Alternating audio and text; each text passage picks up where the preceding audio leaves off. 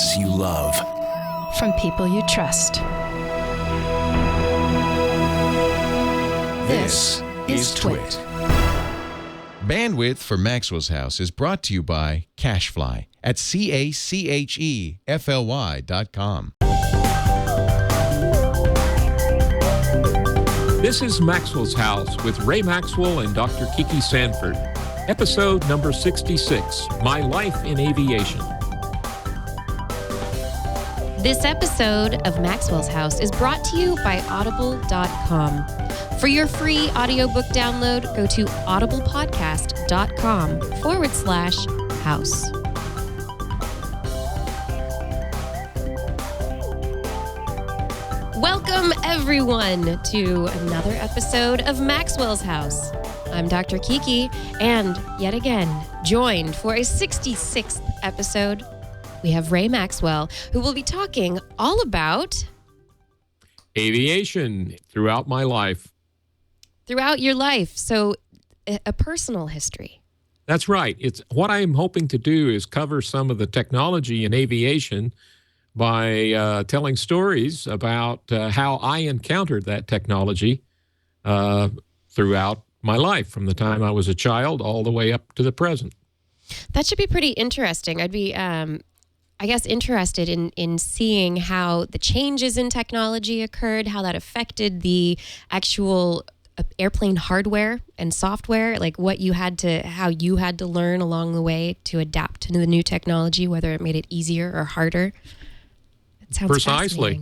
And there's a lot of new technology has come along as throughout my flying career, and but I had a passion for aviation very early in my life, and the roots of that passion absolutely can be traced back to my father.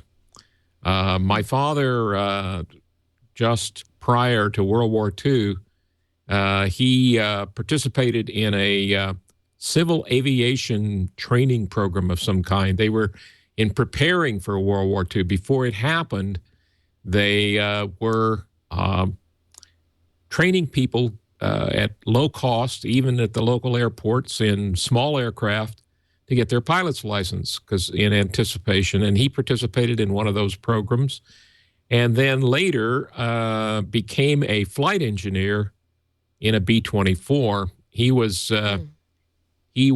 He actually signed up the day after Pearl Harbor and was originally trained in a B-17 and came down with scarlet fever a few days before his crew was to ship out to Europe. And so he was quarantined and could not go with them, and ended up, the crew he was supposed to go to Europe in a B-17 with were shot down very shortly after reaching Europe, and Wow. half of them were killed and half of them spent the rest of the war in a German prison camp. He was retrained on a B-24 and sent to the Pacific and did 55 missions in the Pacific. So from the time I was a little child, there was a tech manual for the B-24 on our bookshelf. And I would pore over the pictures and read. My dad would read it to me, and I knew that a B-24 had a wingspan of 110 feet, was a 4-engine bomber, and had all the numbers and statistics memorized as a small child. And the other incident that I remember happening was when I was, I must have not been over 4 or 5 years old. I decided I wanted to build my own airplane. I wanted to fly. And my idea of controlling the airplane was to do it by shifting a weight forward and backward in the plane. And I got this idea from a teeter-totter that was in a neighbor's yard that had a counterweight on one side so that a small child could teeter-totter with a large child. And what I think is ironic is, while, of course, I was never able to build that aircraft, and, it was way beyond my capability at 5 years old. Yeah. Yeah. But what I think is interesting is a much more recent technology uses weight shift to control the aircraft. And of course, they call them hang gliders. So you control a hang glider entirely by shifting the weight of the pilot underneath the wing. And I find that interesting that as a child, I was told, no, that, airplanes have elevators and rudders and ailerons for controlling up and down, roll left and right. But at 5 years old, I was wanting to do it by moving this weight around. Yeah, I think that's really, really great. The fact that you, at 5 years old, instinctively understood this principle, that somehow you got the idea that if you moved the weight, you could actually control the movement. Precisely. Of the plane. Yeah. And I had and you were learned proven right years later when you learned of gliders. That's right. Hang Vindicated. Gliders use the same technology. Yeah. And then the next step, even when I was in grade school, I wanted to build a model airplane. So I got a model airplane kit, and I built some, and I had these little hand gliders that you get at the dime store, of course, and flew those. And then finally, my dad helped me, and I put together this model airplane that had a thimble drone 049 cubic inch displacement glow plug engine. And they were called U-control models because you flew them on the end of two wires or two lines, and you had a handle in your hand, and they flew around you in a circle. In other words, you were at the center of the circle, and they took off, and by pulling back on this handle, it would raise the elevators, and they would go up. Pushing down, they would go down. And so you could do a number of aerobatics with this. You could, if you gave full up and held it, the thing would do a loop. Or you could do the classic maneuver everybody was doing with these U-control model airplanes, and there was a group of us that flew them. We would do a wing over, which is simply you fly the plane straight up and go right over your head and turn around and down the other side and pull out before you hit the ground. And, of course, we thought this was wonderfully exciting. Now, I'll tell you another thing that happened in those days that you will not see today, or at least I don't believe you will. We had a wonderful fellow running the local airport. Now, this is in a small town of 10,000. This was Nevada, Missouri, which is where I was raised. And we had a wonderful guy running the airport, had quite a fleet of airplanes. And, of course, it had a paved apron out in front of the little administration building. And he allowed us to fly our model airplanes, our U-control model airplanes, on the airport. Now, he taught us very carefully that if any planes came in, and by the way, there was very little traffic into this small town, but if they did, we had to, get out of the way in a hurry and land our model airplanes and, so forth. But he recognized that enthusiasm for aviation, and he nurtured it. And the truth of the matter is, all the local pilots did. We had a large business aircraft, a Beech 18, which at the time was a wonderful airplane, flown by Jack Eifert, was the company pilot.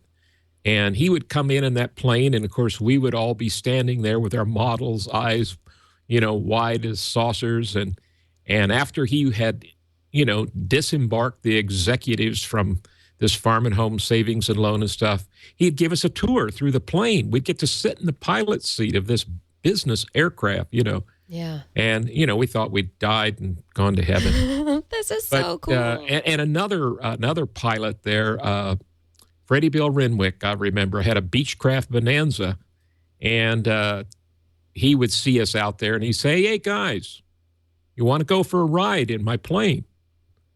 And again, I think today people be reluctant to just, invite kids off the airport to go for a ride just for liability reasons. Yeah. But he said, "Hey, if you wash the airplane, I'll give you a ride." And so, of course, we'd get buckets and hoses, and he taught us how to be careful, what not to push on the plane. Don't would push tell us the all red about button. planes and the controls and how it all worked and where not to spray water into with the hose.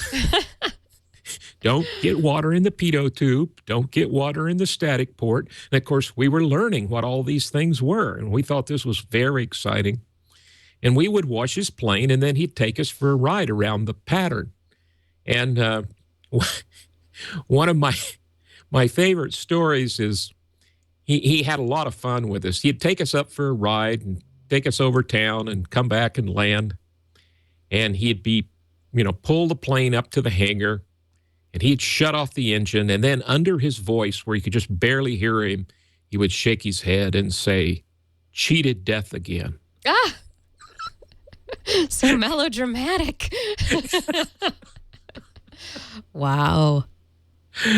Oh, any rate, I really, I wish I could see all of those people. My father is still living, and we teleconference via the internet.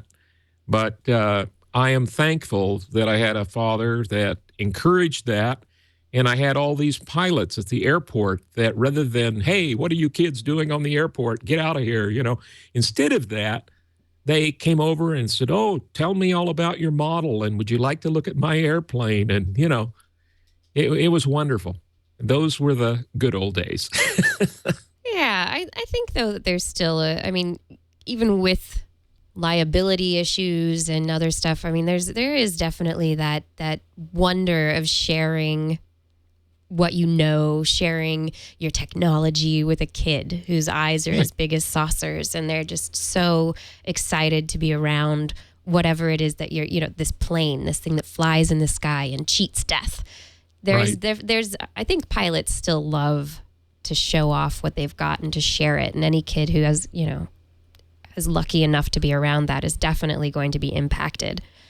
Well, there is I think it's AOPA and COPA in Canada both have a Young Eagles program where they take young people up for rides in airplanes and try and show them what it's all about, the enthusiasm. And, of course, the people that show up at our glider field, we do our best to show them all around, tell them what we're doing, explain it all. And same thing, encourage young people to fly. Now you too can fly. That's right. And it was wonderful. It was really exciting. The next big step in my aviation career was when I was in high school. In fact, it was between high school and university. Mm-hmm. I had worked and held down several jobs, and I had saved my money. I didn't have quite enough to do my entire pilot's license, but I announced to my father. How much does it cost to do a pilot's license? Well, it's substantial. Yeah. Then it was about $500, less than $500. Today, it's more than $5,000. Yeah. Okay. Okay. So big difference. When I rented airplanes, I rented a Cessna 140A for $8.50 an hour. Oh, my goodness. There are no small aircraft today that rent for less than $100 an hour that I know of. Maybe some club aircraft here and there, but at commercial operations, that's, typical. And with an instructor, you're probably looking at $130 to $150 an hour. So it's not cheap. No. But after saving my money, I told my father, I said, I'm going to buy a motorcycle or I'm going to learn to fly. Now, you have to have some background here. When I was 5 years old, we didn't have a car. We had a 4-cylinder Indian motorcycle. It was red with a red sidecar that my mother and I rode in. So my father had cool. motorcycles all his life. And so when I announced this, he looked at me and says, "Son, I think it's safer if you learn to fly." And I said, "But Dad, you had all kinds of motorcycles." He said, "Yes, but when I was your age, I could outrun all the Model Ts that were on the road." And he said, "There's far, far more cars today, and a lot of them you can't outrun on a motorcycle today." So, and I think that was probably good advice. He also told me, he said, Anyone who owns a motorcycle has the scars to prove it, and he did. And as a matter of fact, my wife owned a motorcycle for a while, and she has the scars to prove it. At any rate, so I decided I was going to learn to fly the summer between high school and university.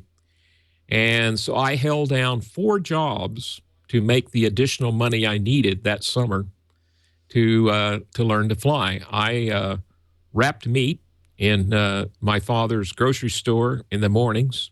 I worked at a TV repair shop in the afternoon, and I mowed runways on the weekends, and occasionally I substituted as a projectionist at the local drive-in theater. So Wow. You were so busy. You were busy. every hour that summer was taken. And then I took flying lessons in between. Now, the other thing I was extremely lucky is I had an outstanding flying instructor. His name was Jack Dunn.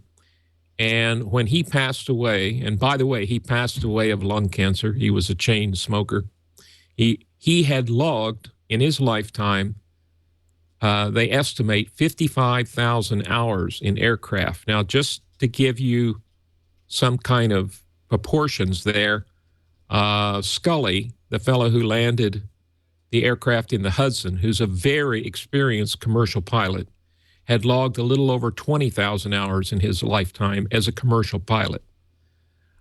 Jack had 3 Cessna 140As, small 2-place aircraft, that he flew 25 hours a week, every week, inspecting oil pipelines from an altitude of 200 feet. So every week he flew. Typically, he'd fly 3 hours in the morning, stop for lunch, and fly another 3.5 hours in the afternoon, and would inspect pipeline from 200 feet above the ground. He had a waiver to fly that low. And I went with him on one of these oil pipeline inspection tours. And he inspected several pipelines, and I flew my dual cross country flying between the pipelines, and he flew down the pipelines at 200 feet. And it was an amazing experience to fly that much. And we flew 4 days straight, 6 to 7 hours a day. And, and he'd come in on Thursday nights. We'd leave on Monday morning, come back Thursday night. And when I was only with him on one trip, but here was this 18-year-old kid who would meet him at the airport on Thursday nights after he's flown for 6 hours that day in a 2-place airplane, and I'd be waiting there for my flying lesson, And he would come in, kiss his wife, and then climb into another airplane with me. I look back on that and think it was almost cruel and unusual punishment for the poor guy.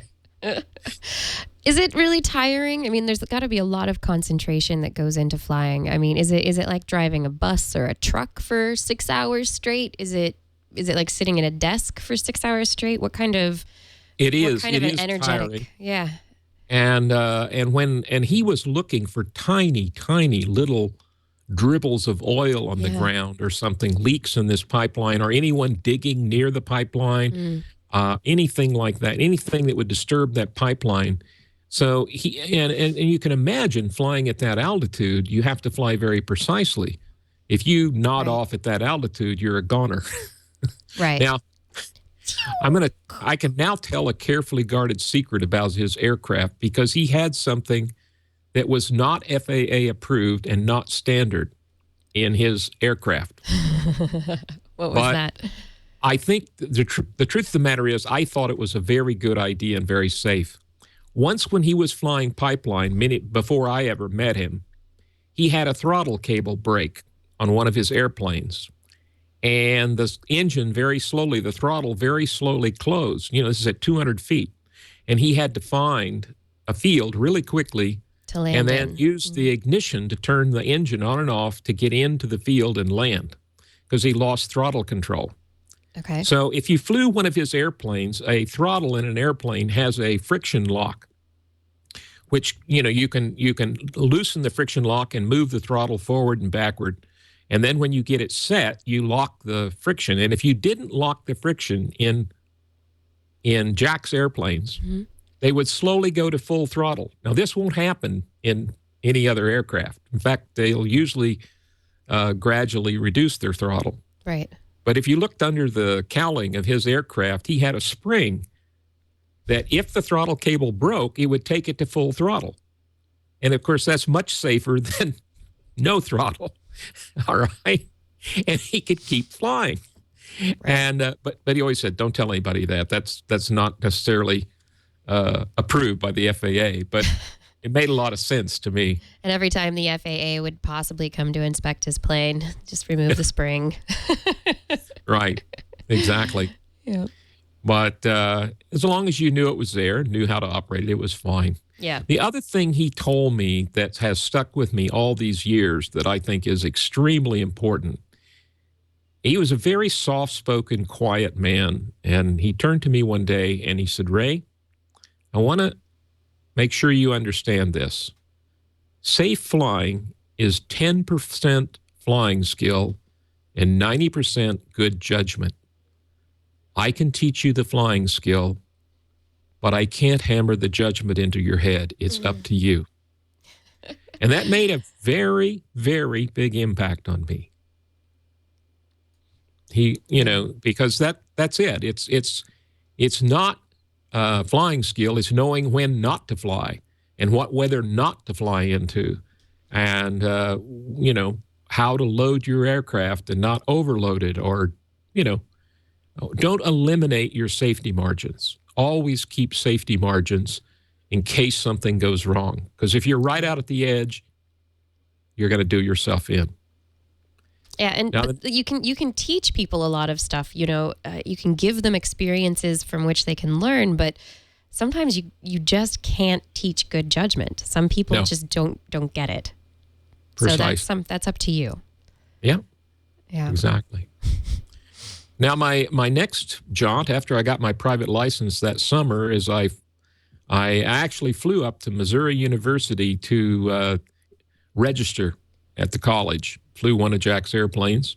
But while I was at university, I got my commercial pilot's license, and my instructor was a fellow by the name of Bob Cree, who had his own Cessna 180.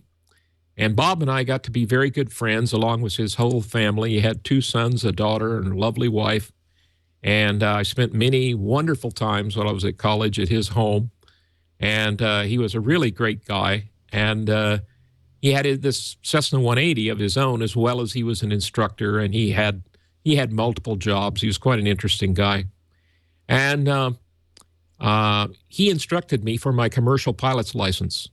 And so I got my commercial pilot's license while I was in university. And in addition, Bob and his family got into parachuting. We had a very experienced parachutist who had been in the military, and sport parachuting was just getting its start back in the 60s. And so this parachutist got us all interested in parachuting and enlisted Bob and his Cessna 180 to be the jump aircraft. So we could take 3 jumpers up at a time. We took the door off the plane, which was legal. And that it was legal to fly this aircraft with the door off. And we'd throw out 3 jumpers at a time. And they got me flying the Cessna 180 for the jump club. And, of course, it sure looked like fun. And I started parachuting and jumping myself. Wow. You've jumped out of planes. Yes. I don't have that. This is yet another thing in your life. You pull these things out of the air. What else have you done? Oh, my gosh.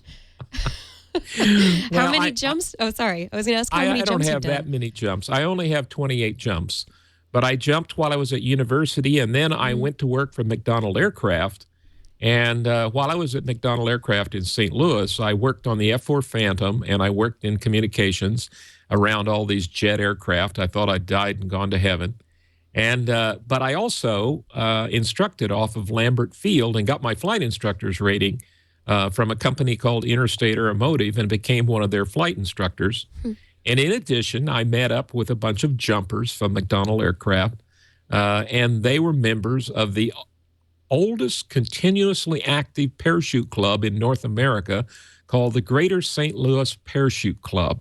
Wow. And I have to tell you, they were at a little field south of St. Louis, and they had this nice little clubhouse, and out in front of the clubhouse was something that looked like a tombstone. Okay. And I don't know if I like that. well, just bear with me. Okay. And on it, it had a picture of their mascot, which was a rabbit always jumping. Okay. And then it had the club motto over the top of it. And the club motto was, "He who hesitates shall inherit the earth." Nice. Okay. Little combination of some Bible scripture and a common saying. Uh-huh. But I love that. He who hesitates shall inherit the earth.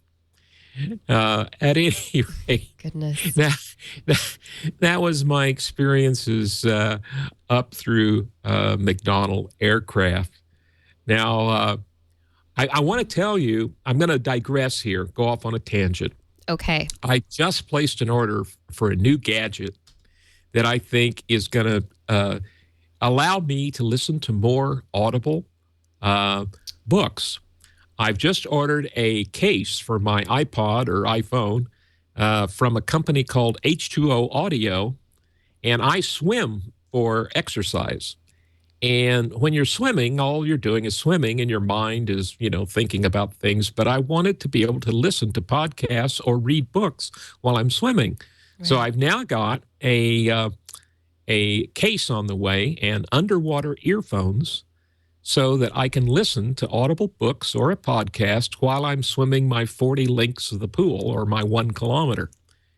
And so I'm looking forward to getting that and being able to listen to more recorded material while I'm swimming my laps. And I've got an audio pick for the Audible pick this week. That's right. And we have we have to thank audible.com as our sponsor.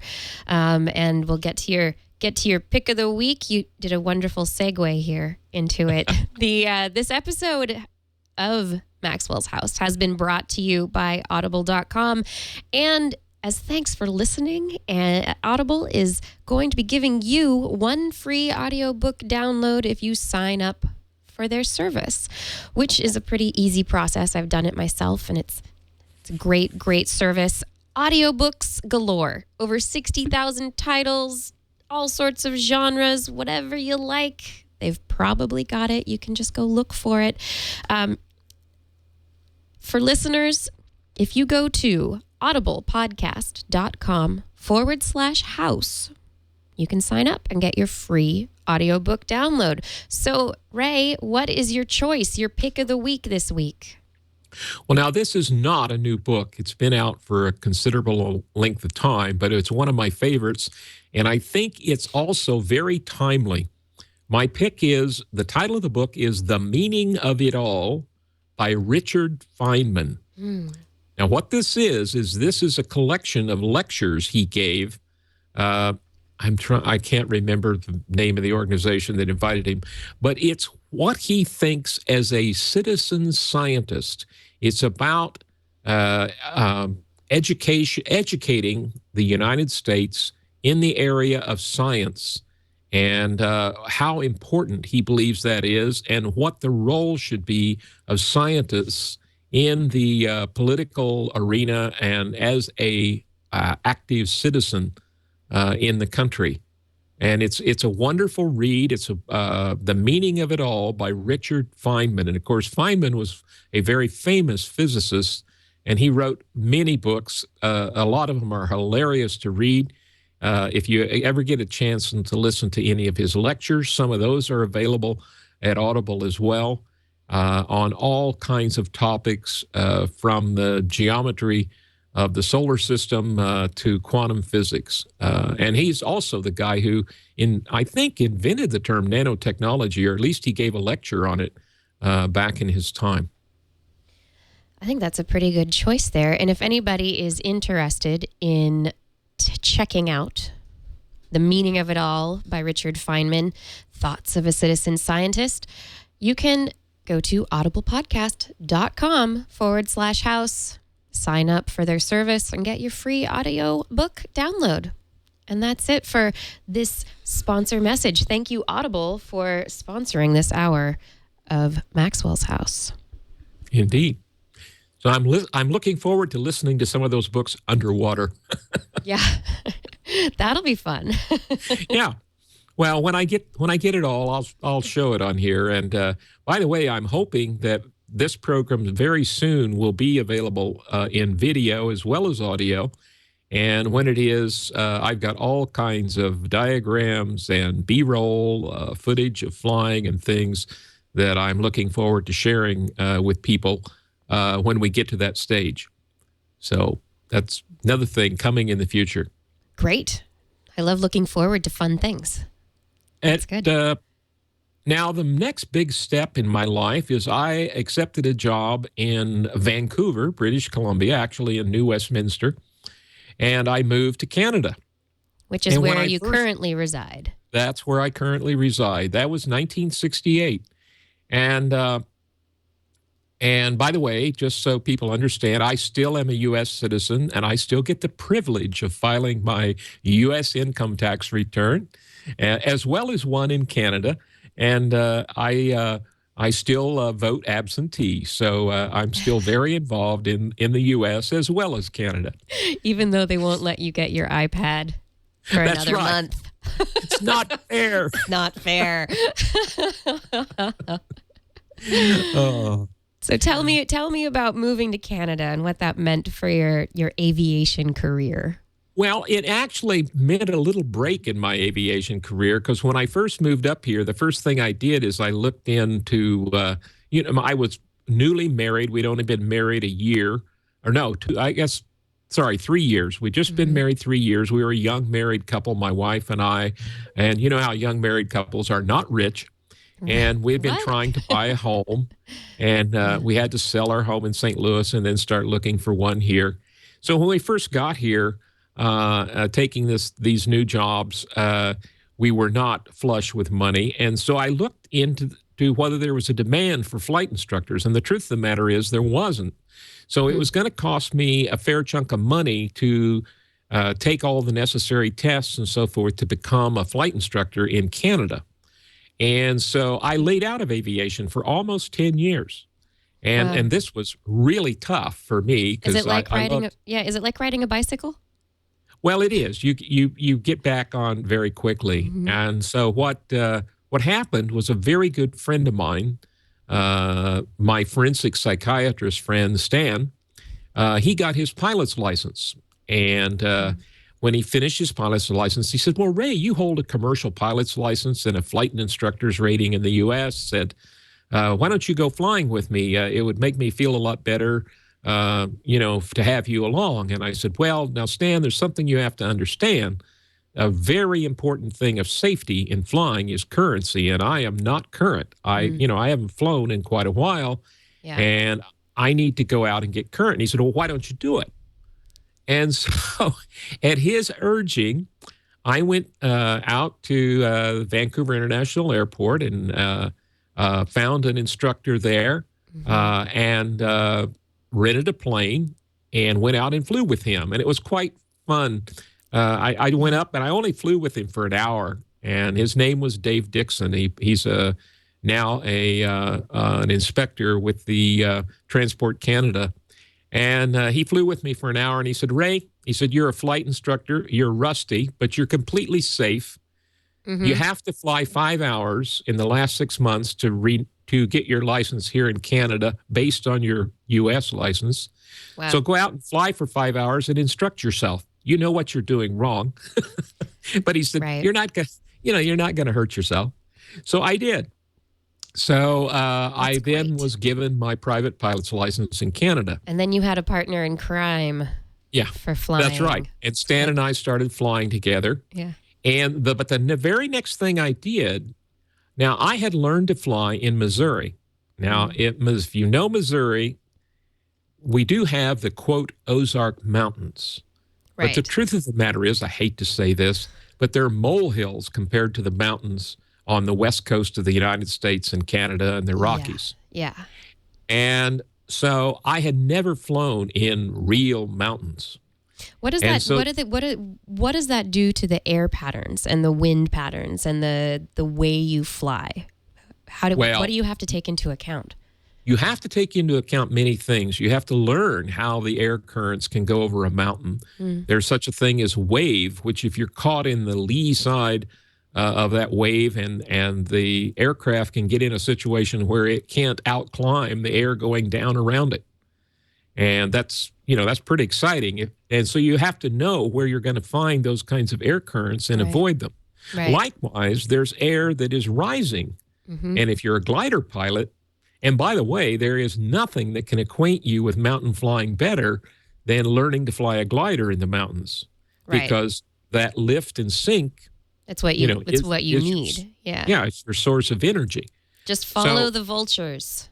Right. The next thing I did was I took what's called a mountain check ride, and I highly advise, particularly if you're a flatland pilot like I was, that if you are going to fly in the mountains, you find an instructor, an old, experienced instructor that has flown in the mountains a long time, and you get a mountain check ride, and they will run you through a group of exercises, including flying down a box canyon and being able to turn around, and explain to you where to watch out for certain kinds of turbulence, certain kinds of updrafts, downdrafts, and so forth. That's extremely important.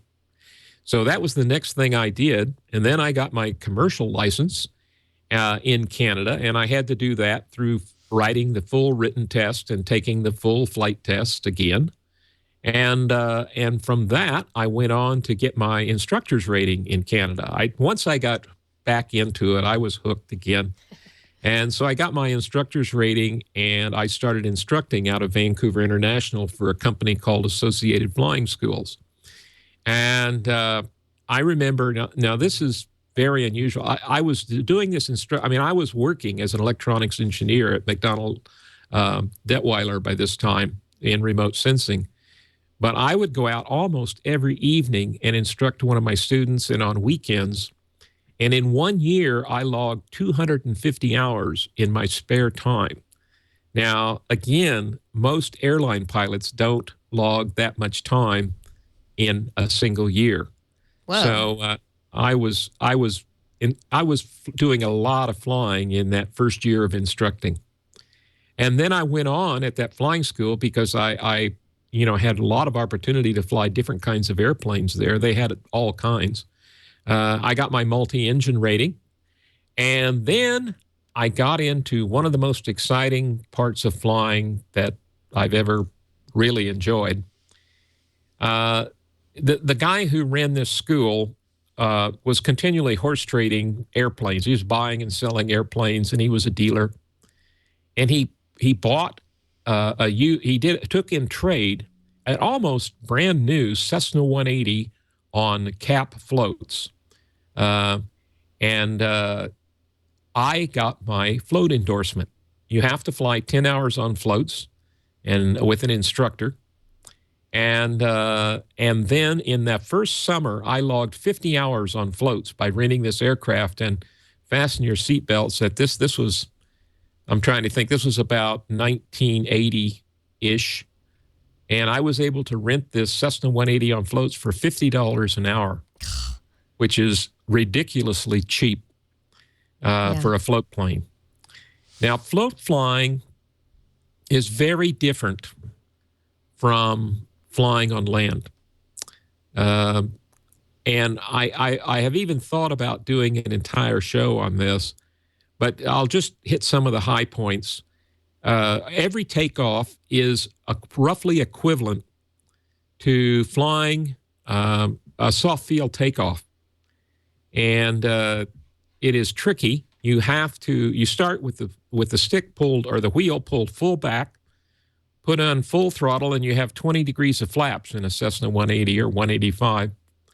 And the first thing you have to do is the nose comes way up, and you start pushing through the water, and then you start pushing forward on the stick to get up on the step. And there is a sweet spot. What you're trying to do is minimize the wetted area of the floats so you have the minimum water friction. And if you have the nose too low, the float will dig in. If you have the nose too high, the tail of the float will dig in and slow you down. So you can't rush your takeoff. You have to get on that sweet spot, and you can feel it. You can feel the plane accelerate when you're exactly in the right spot. It sounds kind of like surfing. You just have to hit, you're hitting the plane. I mean, right. I guess you're planing the plane on the plane of the water. It's called getting on the step. On the step. Yeah. And then you accelerate until you've got flying speed, and that thing will not come off one moment before you've reached flying speed. So pulling back early will just slow you down. So you wait. In the case of the Cessna 180, and it had a airspeed indicator in miles per hour. At 55 miles an hour, you could pull back and you'd lift off. But if you were at 52, wouldn't work. If you pull back, you'd slow down again. So you could not rush it. The other thing that's interesting about float planes is, of course, one of the first things you want to do, especially if you're in a beautiful country like British Columbia, is you want to land in high mountain lakes. Now, I'm not sure why God designed it this way, but lakes are always down in valleys. And this means they're always surrounded by mountains. So what I'm driving at here is you never fly a standard pattern. When you fly a land plane, you fly what's called a downwind leg. You turn to a base leg, and then you turn to final. Well, usually where there would be a downwind leg, there's a mountain. And so you have to circle high over the lake. You have to read the waves on the lake. There's a whole bunch of unknowns you have to get to. So I got my float rating, and a few years later, I had the opportunity to buy a share in a Cessna 185 on floats, which has a bigger engine than the 180, but it's basically the same airframe.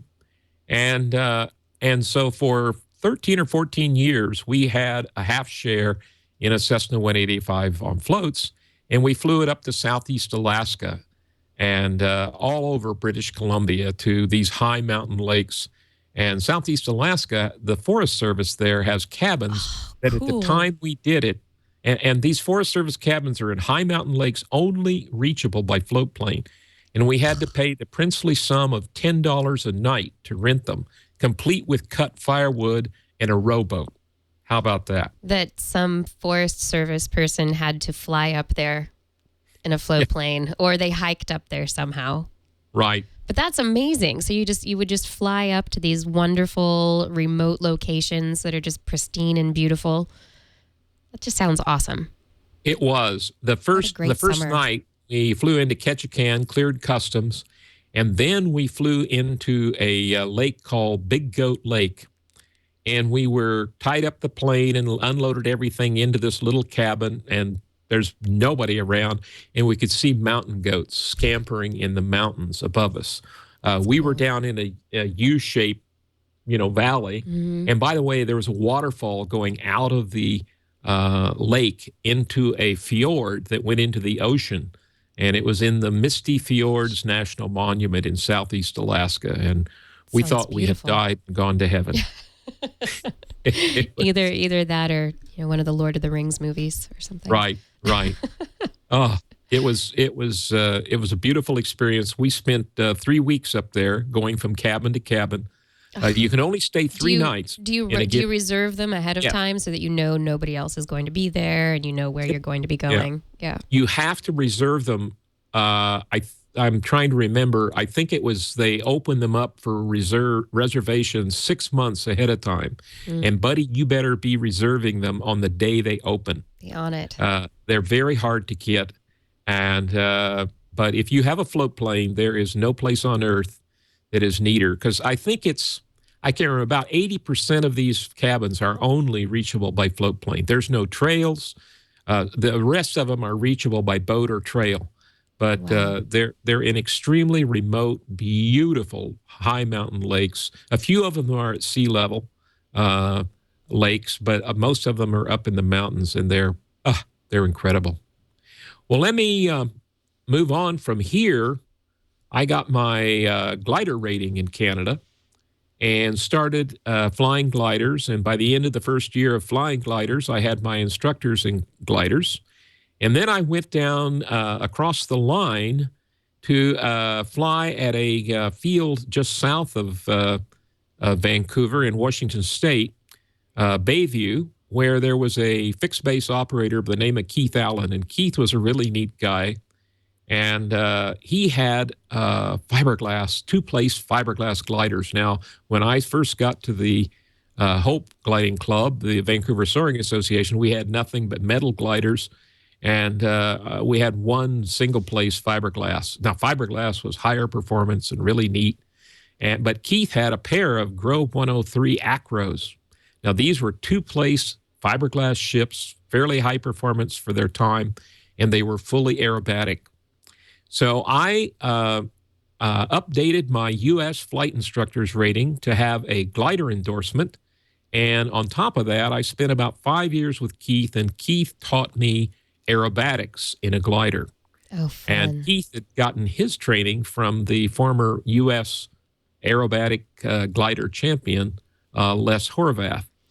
How much does it cost? Is it comparable to get your glider license to getting your actual pilot's license? It's cheaper. You can get your glider license for maybe $3,000.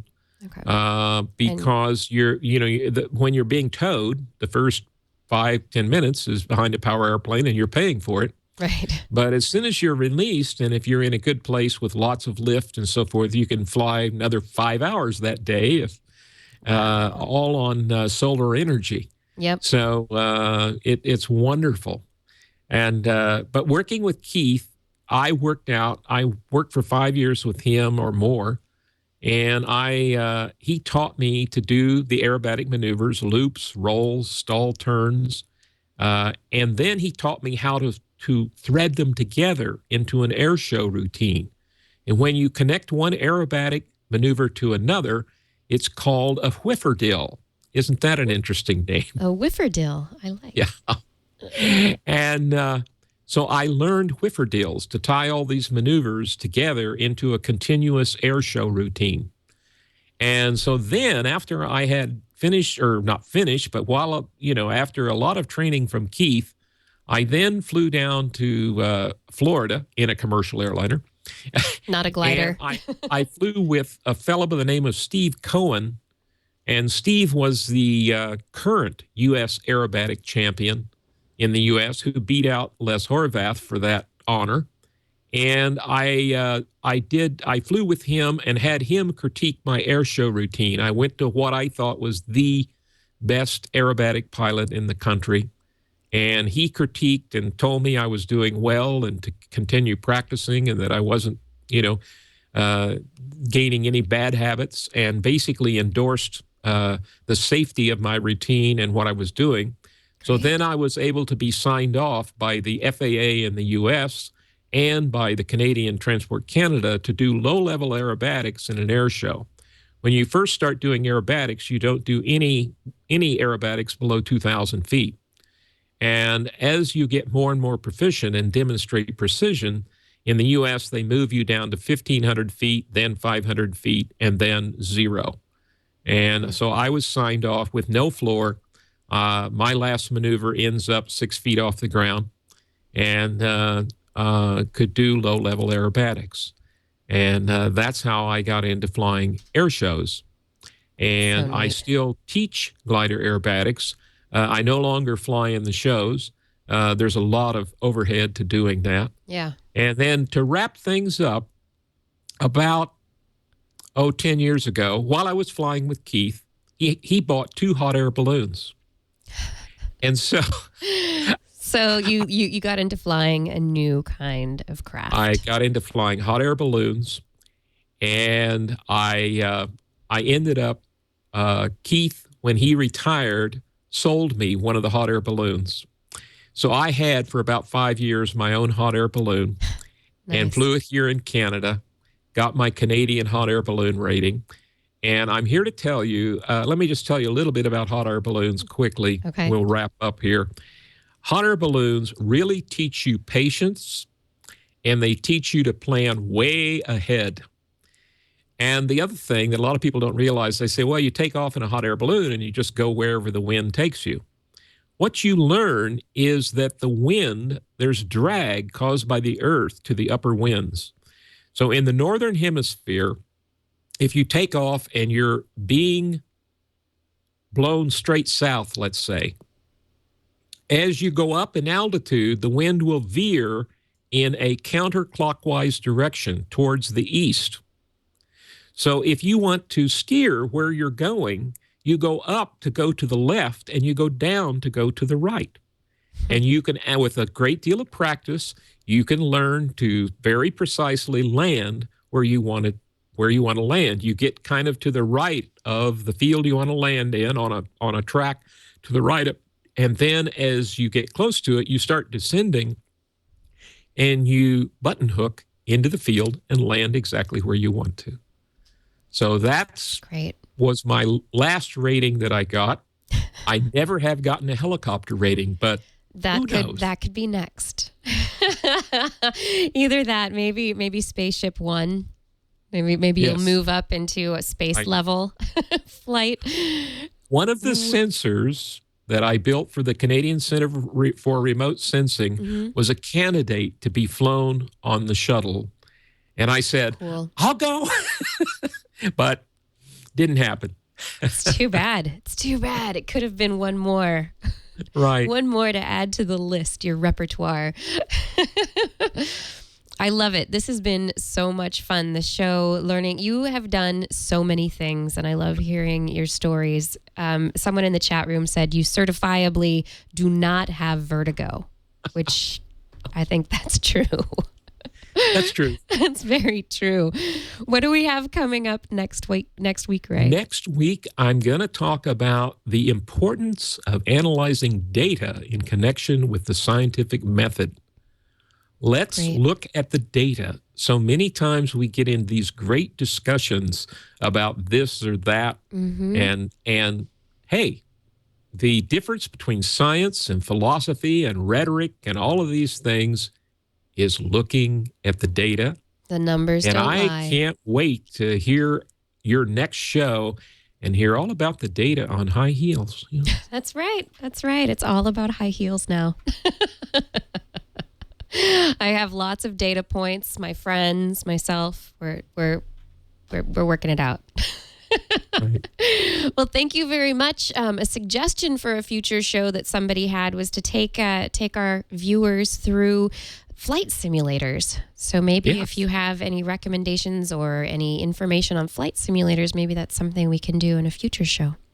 I'll make a note of it and we'll do it. Awesome. Sounds good. But until then, I am looking forward to scientific data accuracy.